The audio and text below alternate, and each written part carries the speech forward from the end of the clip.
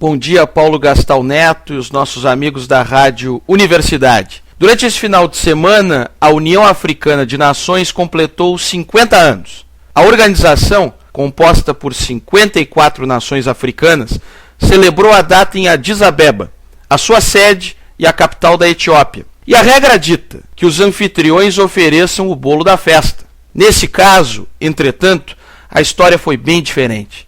O bolo, os salgadinhos e tudo mais foram levados por uma convidada, a presidente do Brasil, Dilma Rousseff. Durante a festa, Dilma anunciou algo que, para um brasileiro trabalhador, é absolutamente injustificável. O governo brasileiro está perdoando 900 milhões de dólares, ou cerca de 2 bilhões de reais, da dívida de 12 países africanos.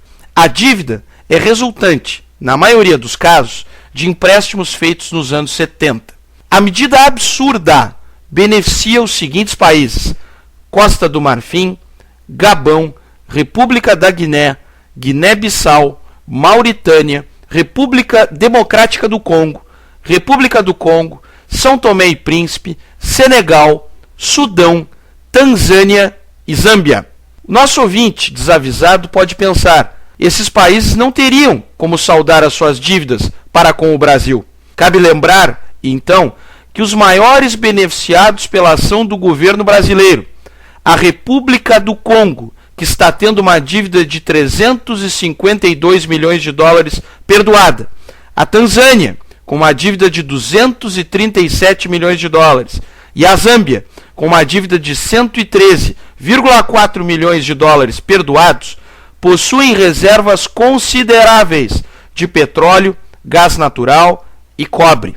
A caridade revoltante do governo brasileiro foi anunciada absolutamente sem alarde aqui no Brasil, mas foi manchete em jornais internacionais importantes, como El País, na Espanha, e surge em um momento polêmico por principalmente 3 razões.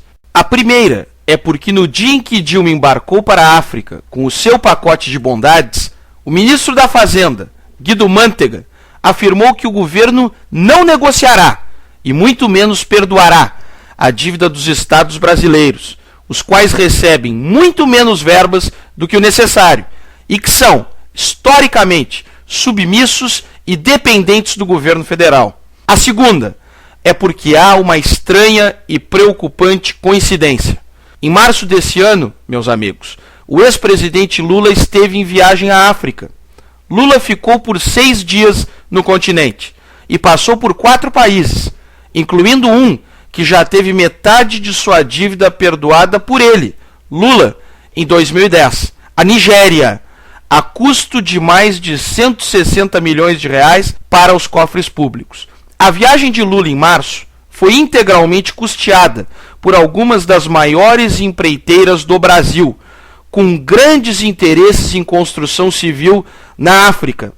As empreiteiras incluem gigantes como a Andrade Gutierrez, a Odebrecht e a Queiroz Galvão.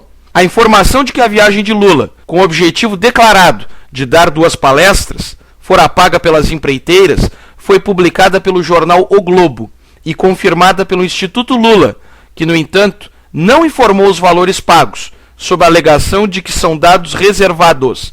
No mercado, estima-se que cada palestra de Lula custe 200 mil reais.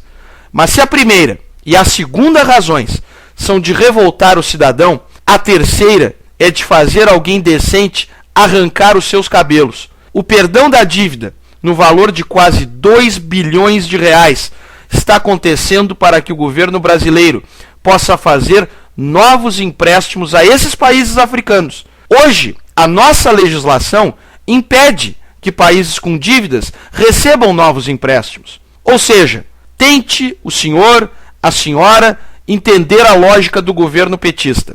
Os países africanos devem ao Brasil há mais de 20 anos. Nunca pagaram e agora vão ser perdoados. E com qual objetivo? Que o Brasil empreste mais dinheiro, que provavelmente eles não vão pagar. O líquido e certo nessa lógica, meus amigos, é que 2014 será ano eleitoral. Eleições presidenciais. Na eleição de 2010, as empreiteiras, essas que têm forte interesse na África, em muitos desses países perdoados, as mesmas que financiaram a viagem de Lula, doaram mais de 27 milhões de reais para a campanha de Dilma.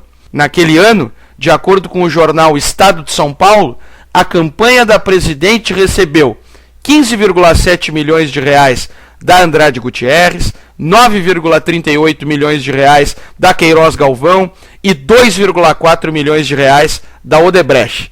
Enquanto isso, no Brasil, os estados e os municípios agonizam com poucos recursos para áreas cruciais, como educação, saúde e segurança pública. Sem ajuda, sem perdão, sem bolo, sem salgadinhos. Que pena! Ah, que pena que nós não fazemos festinha em Addis Abeba. Um forte abraço e um bom dia a todos.